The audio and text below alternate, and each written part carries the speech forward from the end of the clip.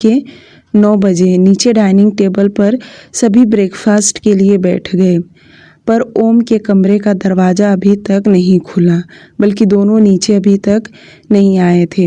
और इस पर 1-2 बार घर वालों ने चर्चा भी किया, पर कोई उन्हें डिस्टर्ब नहीं कर सकता। यह बात सबको पता था, क्योंकि अभी-अभी शादीशुदा वाले जोड़ा है और उन्हें कौन परेशान कर सकता।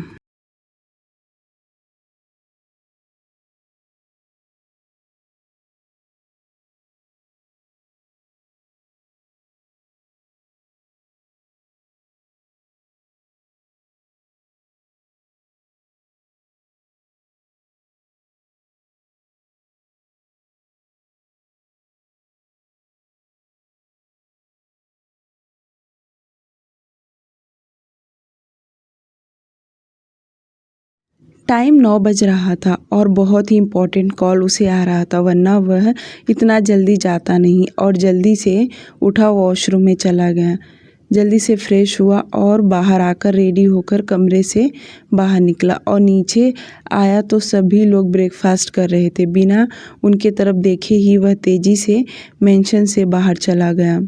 उसको इस तरह जाता देख सभी घर वालों ने देखा, पर किसी ने कुछ नहीं कहा। काशी जी मन में सोचने लगी, अगर ओम अभी निकला है तो भूमि भी आती ही होगी। सभी लोग शांति से ब्रेकफास्ट कर रहे थे। थोड़ी देर तक भूमि का सबने इंतज़ार किया, पर वह आई नहीं, जो देखकर काशी जी ने जल्दी से अपना ब्रेकफास्ट ख़त्म किया और वह चेयर से उठी, सीधे सीढ़ियों से चढ़ती हुई ऊपर ओम के कमरे के पास पहुंची। पहले उन्होंने बाहर से ही दरवाज़ा खटखटाया।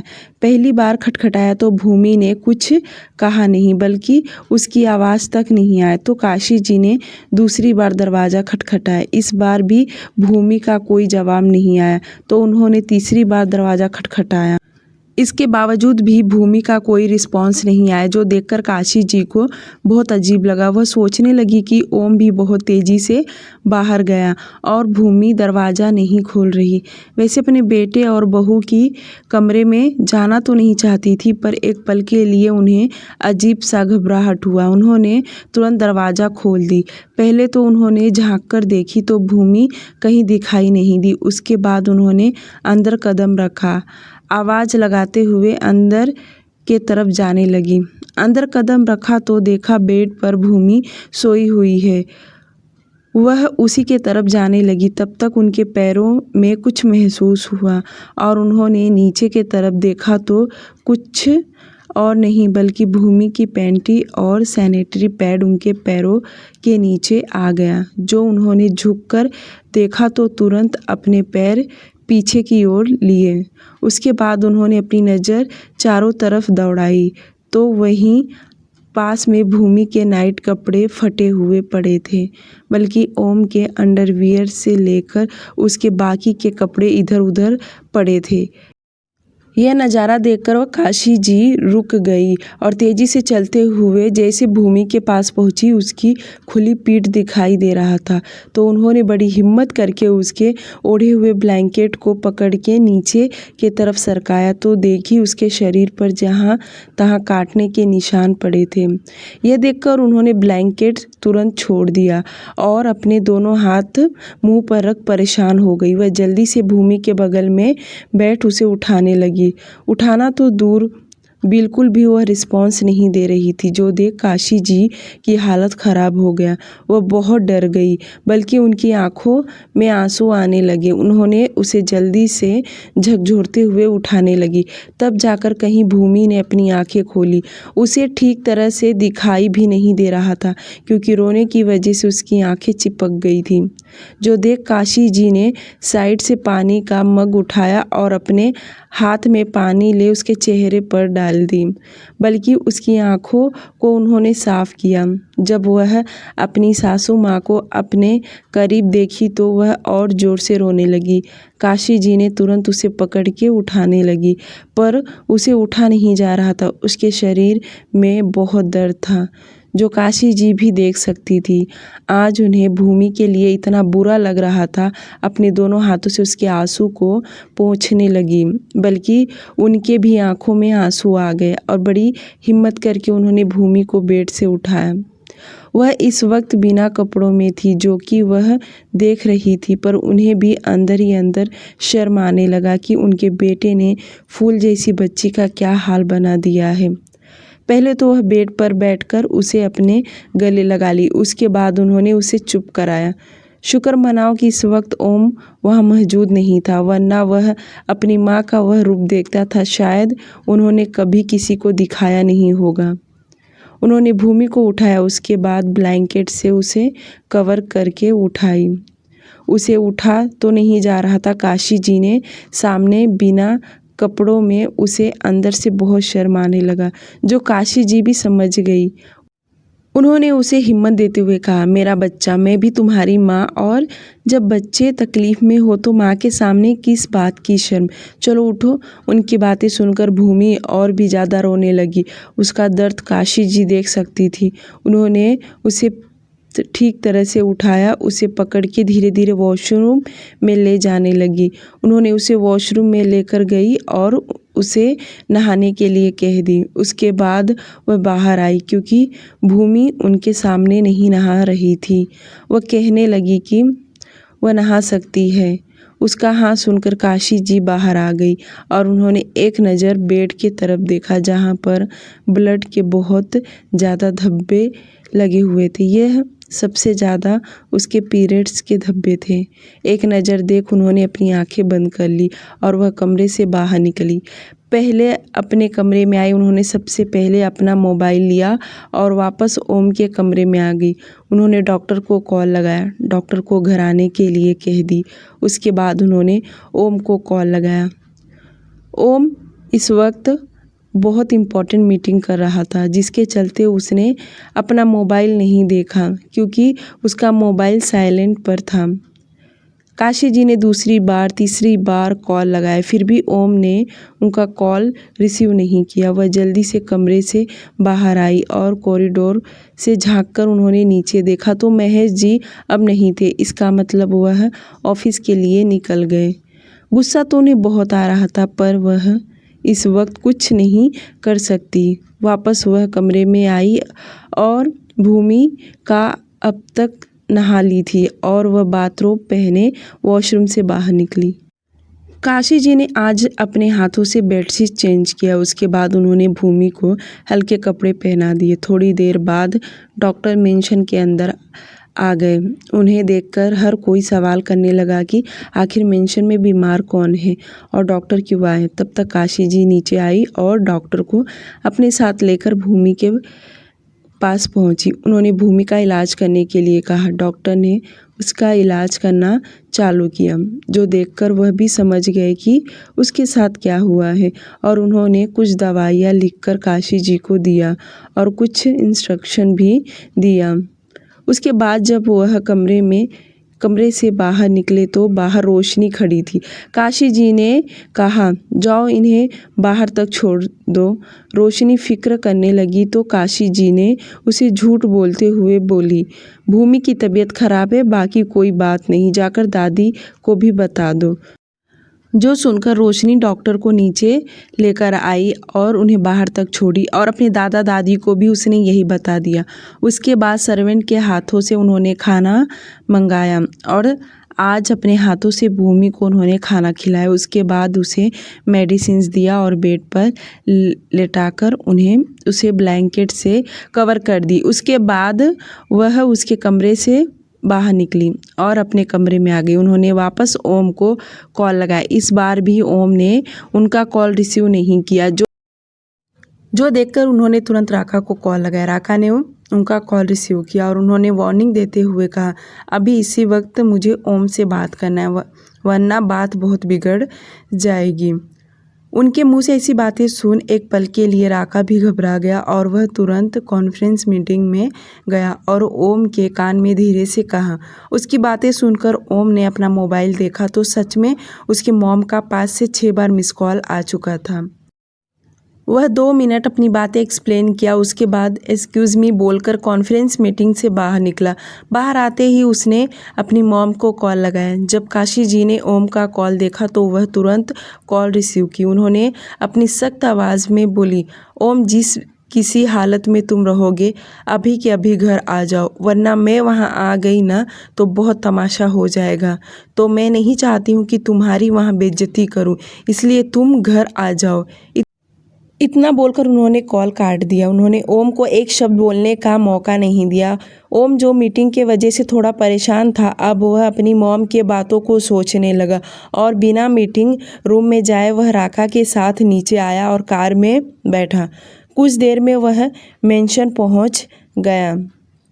इस वक्त लिविंग एरिया में काशी जी गुस्से में बैठी थी। इस वक्त उनके पास कोई नहीं था क्योंकि दादी अपने कमरे में आराम कर रही थी, तो वहीं दादाजी इस वक्त गार्डन में फूल पत्तियों में पानी छिड़क रहे थे। ओम को देखकर काशी जी वहां से उठी और स्टडी रूम में आ गई।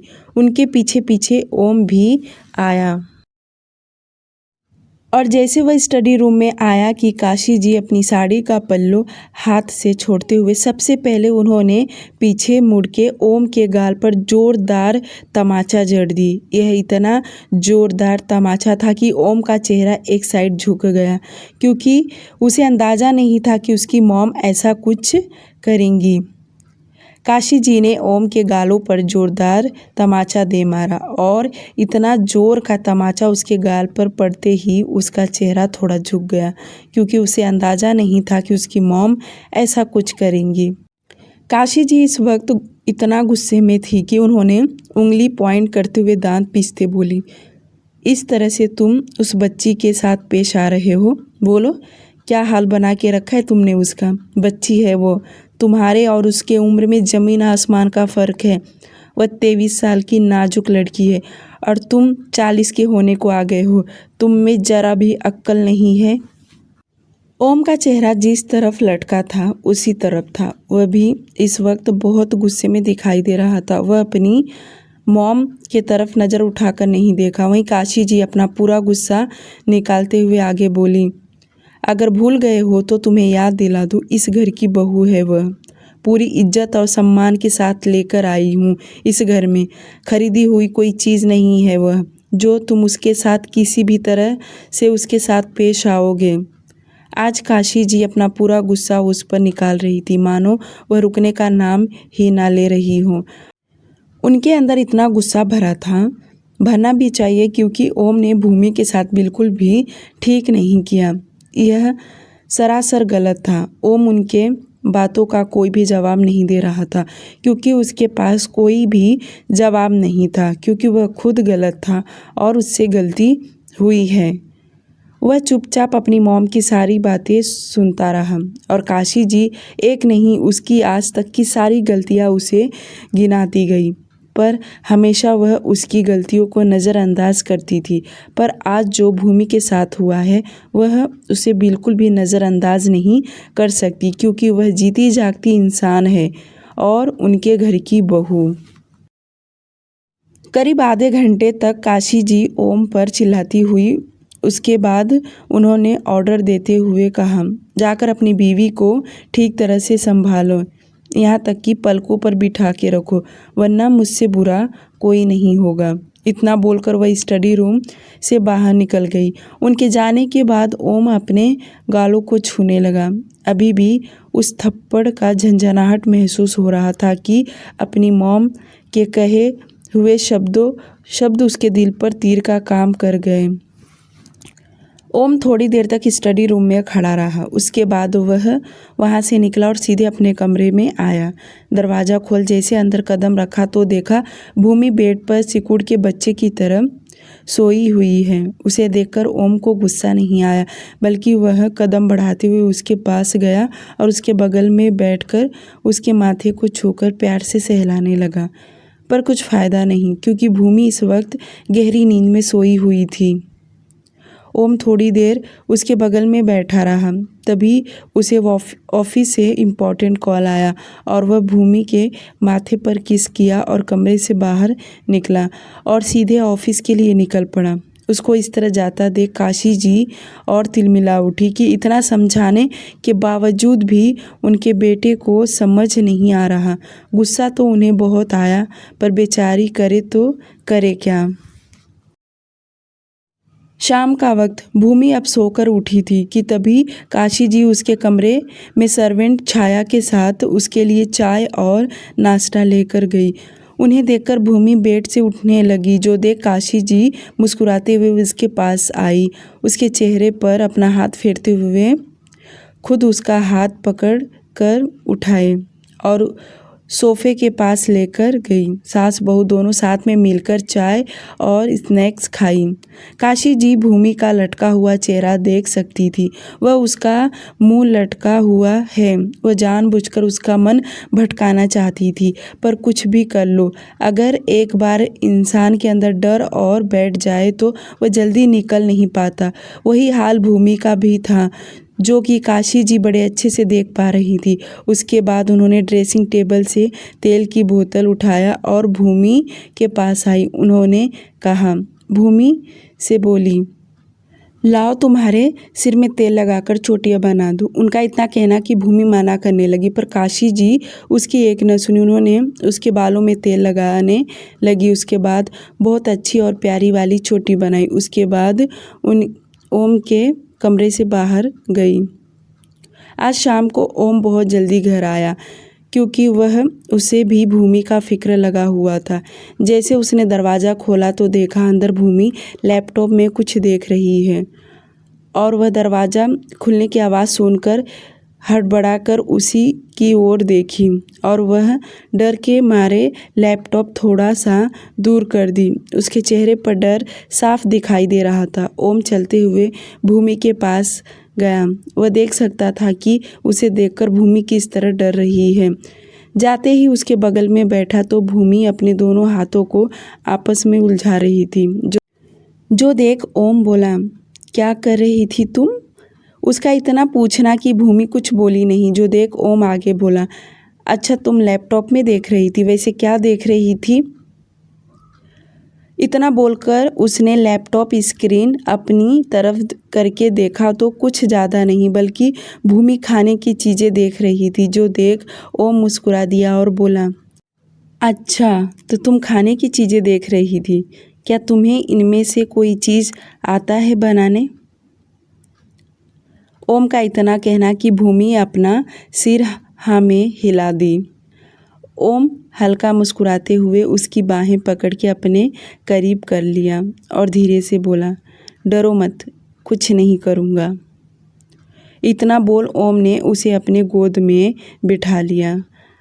अपनी उंगलियों से उसके गाल पर फेर ही रहा था कि उतने में दरवाज़ा खुला। जो देख दोनों हड़बड़ा के उसी ओर देखे।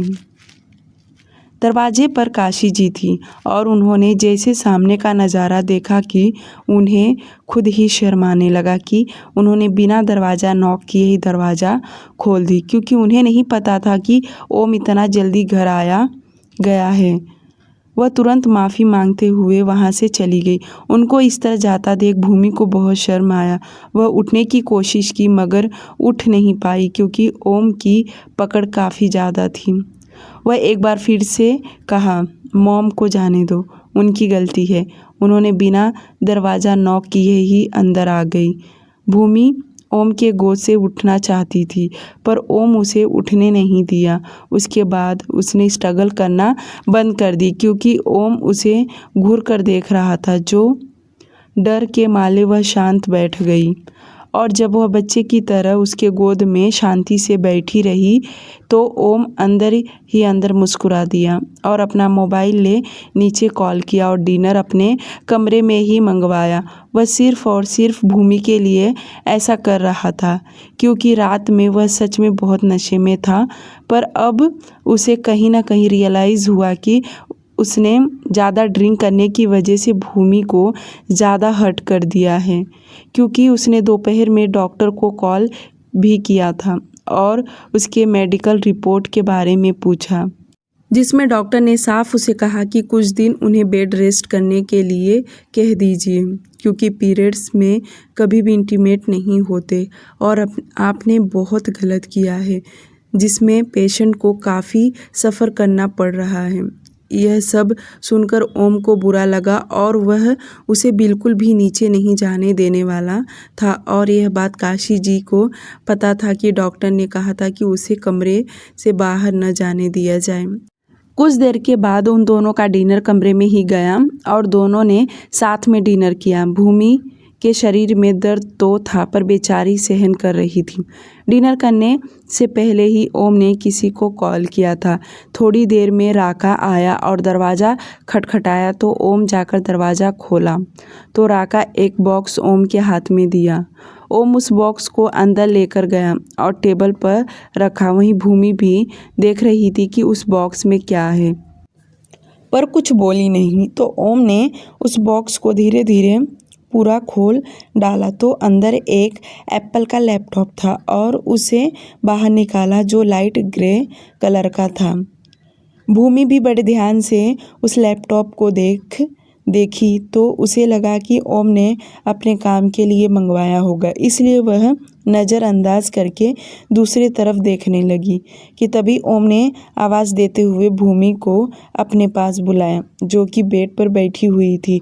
ओम का आवाज़ सुनकर भूमि उठकर ओम के पास गई। ओम ने अपने बगल में बैठने के लिए कहा और लैपटॉप को ऑन किया। लैपटॉप ऑन होते ही ओम भूमि के तरफ देखा और कहा, आज से तुम इसे इस्तेमाल करोगी।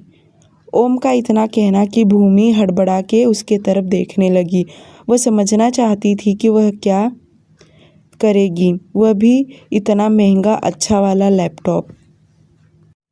ओम ने भांप लिया कि भूमि उसे ही देख रही है तो वह अपनी नज़र उसके तरफ किया और उसे देखते हुए बोला, ऐसे क्या देख रही हो, ये तुम्हारे लिए ही है। इसमें तुम्हें जो भी सीखना है, ट्राई करना है, आज के बाद तुम लैपटॉप में ही करना। ओम का यह वाला साइड देखकर भूमि को ऐसा लग रहा था कि वह उसे गले से चिपक जाए, उसके गालों पर किस करने लगे, पर बेचारी ऐसा कुछ नहीं कर सकती थी और वह अपने आप को कंट्रोल की। भूमि अभी भी शॉक्ड होकर कभी लैपटॉप को तो कभी ओम को देख रही थी। तो वहीं ओम वापस बोला, चलाने तो आता है ना? वैसे मैंने तुम्हें अभी चलाते तो देखा, इसके अंदर फीचर्स तो तुम्हें पता ही होगा। ओम का इतना कहना कि भूमि थोड़ा घूरते हुए देखी, मानो वह इतनी भी बच्ची नहीं है जो उसे लैपटॉप चलाने नहीं आता। उसका भी ग्रेजुएशन हुआ है और उसके पास भी लैपटॉप था, पर हाँ, उसके पास हल्की क्वालिटी वाला था। एप्पल ब्रांड का लैपटॉप तो उसके पास नहीं था।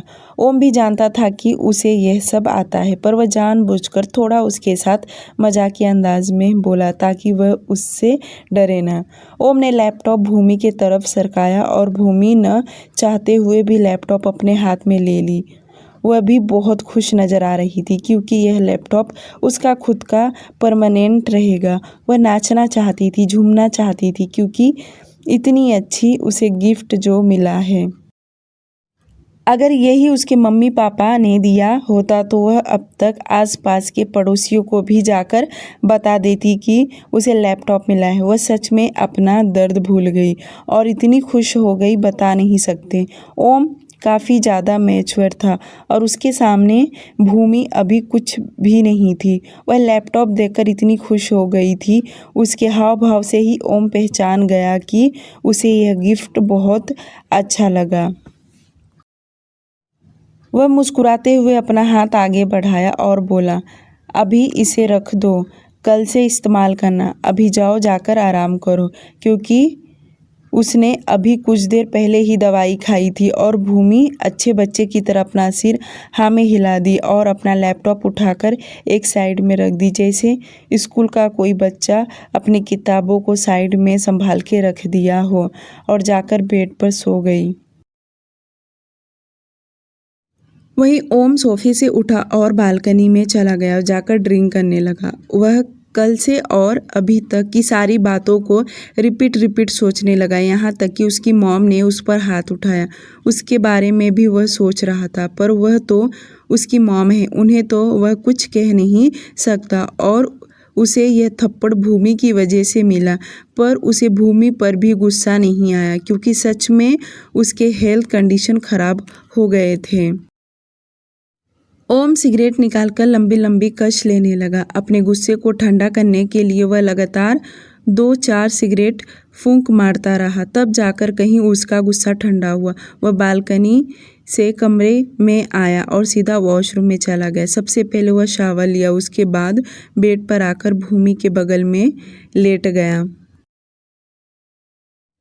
दूसरी तरफ ब्लैकबेरी क्लब। इन 1-2 दिनों में बादल ने पूरी इन्फॉर्मेशन निकाल लिया कि उसे उस दिन मधु के साथ और कौन कौन इस क्लब में आया था। और बड़ी आसानी से बादल ने पता लगा लिया क्योंकि सीसीटीवी कैमरे में उनके चेहरे साफ साफ क्लियर दिखाई दे रहे थे। और जो उन्होंने एंट्री लिया था उस एंट्री से भी पता चल गया कि यह कार्ड लिमिट में फ्री में कहाँ कहाँ दिया गया था। और बहुत जल्दी से बादल ने उस कंपनी से सारा रिपोर्ट मांगा तो कंपनी वालों ने भी रिपोर्ट दे दिया क्योंकि बादल के पूछने का तरीका अलग था, जैसे कि उसने यहाँ पर कितने फ्री में लिमिट कार्ड मिला था और किन किन लोगों को मिला था। इस तरीके से उसने पूछकर सारा इन्फॉर्मेशन निकाल लिया, जिसमें नाम और सरनेम और डिपार्टमेंट के लोगों का नाम, काम, उनके टीम लीडर ने सब कुछ बता दिया। अब बादल ने मधु का इन्फॉर्मेशन और उसकी फ्रेंड रिया का इन्फॉर्मेशन लेकर रात को विराज के रूम में आया और फाइल उसके सामने रखते हुए बताना स्टार्ट कर दिया। बॉस, जिस दिन ब्लैकबेरी की ओपनिंग था उस रात उस लड़की का पूरा पता चल गया है। उसका नाम था मधु शुक्ला। उसकी उम्र 24 के आसपास है। उसके साथ और भी लड़कियां थी और उसकी एक जो बेस्ट फ्रेंड थी उसका नाम है रिया। और यह सारी लड़कियां आईटी कॉल सेंटर में जॉब करती हैं और इन्हें ब्लैकबेरी में फ्री आने का कार्ड मिला था।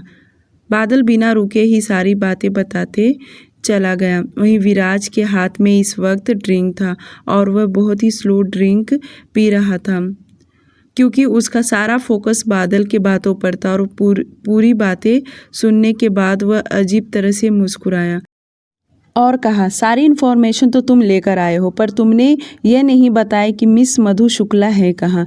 मुझे वह लड़की चाहिए, बाकी मुझे ताम झाम नहीं सुनना। विराज का इतना कहना कि बादल अपनी नज़रें नीचे झुका लिया क्योंकि उसने यह सारी चीज़ों का जब पता लगा रहा था तो वह मधु का भी पता लगाने का कोशिश किया, पर कंपनी से यह इन्फॉर्मेशन मिला कि जिस रात मधु पार्टी में गई थी उसके बाद वह ऑफिस नहीं आई। और बादल डरते हुए यह बात विराज को बता दिया। विराज ने जब यह सुना तो उसे ऑर्डर देते हुए कहा, उसकी फ्रेंड को उठा लो, वही सच सच बताएगी कि मधु इस वक्त कहाँ है। विराज का ऑर्डर सुनते ही बादल अपना सिर हाँ में हिलाकर उस रूम से बाहर निकला। अब वह इतनी रात को तो उस लड़की को उठाने उसके घर नहीं जा सकता, इसलिए वह कल तक का यह काम निपटा लेगा। सुबह का वक्त, मलाड कॉल सेंटर। रिया जैसे ऑफिस के बाहर अपनी स्कूटी पार्क कर रही थी कि तभी उसे किसी ने आवाज़ देकर बुलाया और उसे कुछ दिखाकर उसे बैठने के लिए कहा। यह कोई और नहीं बल्कि बादल के भेजे हुए आदमी थे और रिया डर के मारे उनके साथ चल दी। पता नहीं उन्होंने उसे ऐसा क्या दिखाया जिसकी वजह से रिया डरते कांपते हुए उनके साथ आने लगी। कुछ देर बाद वह इस ब्लैकबेरी में पहुंची। यह क्लब देखकर उसे मधु की याद आने लगा, बल्कि वह रो पड़ी। बादल उसे कहीं रुकाया नहीं बल्कि टॉप फ्लोर पर लेकर गया। एक स्टोर रूम जैसा रूम था जहां पर विराज बड़े से चेयर पर बैठा था और वह एकदम रिलैक्स होकर बैठा था, बल्कि उसे देख ऐसा लग रहा था कि उसके पास सिर्फ टाइम ही टाइम है। बादल जाकर खड़ा हुआ और सबसे पहले विराज को ग्रीट किया और स्लो आवाज़ में बोला, बॉस, लड़की को लेकर आया हूँ। इस वक्त विराज चेयर पर अपना सिर टिकाकर आंखें बंद किया था और जैसे नाम सुना तो वह तुरंत आंखें खोल एकदम ठीक तरह से बैठ गया और रिया को घूरकर उसे ऊपर से नीचे तक देखा। विराज बिना कुछ कहे ही बादल के तरफ आईब्रो से इशारा किया, जिसका मतलब था कि बादल उससे कहे कि सब कुछ सच सच बताएं। बादल ने तुरंत रिया से सख्त आवाज़ में बोला, तुम्हारी फ्रेंड मधु कहाँ है? जल्दी से उसका पता बताओ। जो सुनकर रिया रोते हुए बोली, अभी तो आप लोगों ने मुझे फ़ोटो दिखाकर यहाँ लेकर आए हो, फिर आप लोग मुझसे ही पूछ रहे हो कि मधु कहाँ है। अब आप लोग बताओ कि उसे कहाँ छुपा के रखे हो, क्योंकि उस रात से वह हमें मिली नहीं, वरना मैं पुलिस स्टेशन में जाकर तुम लोगों के नाम पर FIR दर्ज करूँगी। रिया बोल ही रही थी कि उतने में विराज कड़क आवाज़ में बोला, तुम्हें जो करना है वह बाद में करना, पहले मुझे मधु का एड्रेस चाहिए, वरना तुम्हारी फैमिली सब के सब गायब हो जाओगे और किसी को पता भी नहीं चलेगा। विराज की आवाज़ सुनकर रिया तो एकदम डर के मारे कांपने लगी और वह तुरंत घुटने के बल नीचे बैठ गई और ज़ोर ज़ोर से रोते हुए बोली, ये आप लोग क्या कह रहे हैं? मेरी फ्रेंड उस रात से हमें मिली नहीं, तो आप लोग मुझे यह कैसे पूछ सकते हैं? जब उन्होंने मुझे अभी मधु का फ़ोटो दिखाया तो मैं दौड़ते हुए यहाँ चली आई, क्योंकि मुझे लगा कि शायद मधु किसी मुसीबत में फंस गई है, वरना मैं यहाँ नहीं आती। और यहाँ आने पर आप लोग मुझसे पूछ रहे हैं मगर आप लोगों को यकीन नहीं तो आप मधु के माँ से पूछ लीजिए। मैं उनके घर गई थी पर मधु वहाँ नहीं मिली। सब लोग परेशान हैं, आखिर मधु गई तो गई कहाँ? मैं सच कह रही हूँ, मुझे नहीं पता उस रात क्या हुआ, क्योंकि मैं खुद नशे में थी। करीब 40 मिनट तक बादल रिया से पूछते रहा। रिया एक ही रट लगाए बैठी थी कि उसे नहीं पता कि मधु कहाँ है, क्योंकि उस रात मधु दिखाई नहीं दी और यह बात सच था। उसे रात वह नशे में थी, क्योंकि कैमरे में भी यह सब कैप्चर हुआ था। रिया की शक्ल देखकर विराज को तो याद आ ही गया कि उस रात इस लड़की के बचाने के चक्कर में ही मधु ने उस पर थप्पड़ मारा था, पर उसे यह नहीं पता था कि यह उसकी फ्रेंड है। पर रिया को देखकर उसे मांजरा याद आ गया। विराज ने रिया को तब तक रुका के रखा था जब तक कि और कुछ इन्फॉर्मेशन ना मिल जाए, और बादल फटाफट पता लगाया तो यह बात पता चला कि उसकी माँ और उसका भाई वे दोनों भी घर में लॉक लगाकर कहीं चले गए, पर किसी को नहीं पता कि वे लोग कहाँ गए। बादल को यह जब पता चला तो वह जाकर विराज को बताए। विराज रिया को बहुत टॉर्चर करके पूछने लगा, पर रिया एक ही रट लगाए बैठी, उसे नहीं पता। विराज ने अपने बहुत सारे तरीकों से पूछा, जिससे उसे भी समझ गया कि लड़की को कुछ नहीं पता, इसलिए उसने उसे छोड़ दिया। पर बादल को उसके सामने ही कहा कि इस पर नज़र रखिए। ये सुनकर रिया डर गई। डर के मारे वह घबराने लगी। विराज को जब मधु का नाम और सरनेम पता चल गया था, बल्कि जब भी उसे पता चल गया कि वह अभी अभी ग्रेजुएशन कंप्लीट करके यहाँ कॉल सेंटर में जॉब करने लगी थी और उसके फैमिली में उसकी माँ और उसका भाई है जो अब वह भी लापता हैं, विराज को समझ गया कि ज़रूर यह लड़की अपनी फैमिली के साथ कहीं भाग गई है। विराज एक बार फिर से वह लैपटॉप ऑन किया और कैमरा चेक करने लगा कि पहले दिन उसके साथ किस तरह से इंटीमेट हुआ था। उसके बाद दूसरी बार वह उसके साथ में किया था। यह सब देख ऐसा लग रहा था कि उसे अभी मधु चाहिए, पर अब वह उसे मिल भी नहीं रही थी। यह सब छोड़ दे, जाने दे, पर न जाने क्यों दिल किस चीज़ की आहट उसे सुनाई देने लगा। वह मोबाइल में काफ़ी देर से देख रहा था। एक फ़ाइल उसने ओपन किया तो कुछ रिकॉर्डिंग उसने सेव करके फ़ाइल में रखा था। फ़ोन ओपन किया तो एक आवाज़ उसे सुनाई दिया। यह कम्युनिकेशन किसी और का नहीं बल्कि विराज और मधु का था, और विराज ने बड़े ध्यान से सुना तो आवाज़ तुरंत पहचान गया। यह मधु की ही आवाज़। इसका मतलब यह कॉल सेंटर में पहली दफ़ा मधु से ही इसकी बातें हुआ था और मधु ने उसके साथ बदतमीजी से बात की थी। अब तो उसका गुस्सा और बढ़ने लगा और उसे ऐसा लगता था कि उसे मधु अभी के अभी चाहिए, क्योंकि एक गुनाह और उसने कर बैठी जिसका बदला लेना चाहता था। डियर लिसनर, आज के लिए सिर्फ इतना है। प्लीज़ इस स्टोरी को लाइक और चैनल को सब्सक्राइब करना ना भूलें।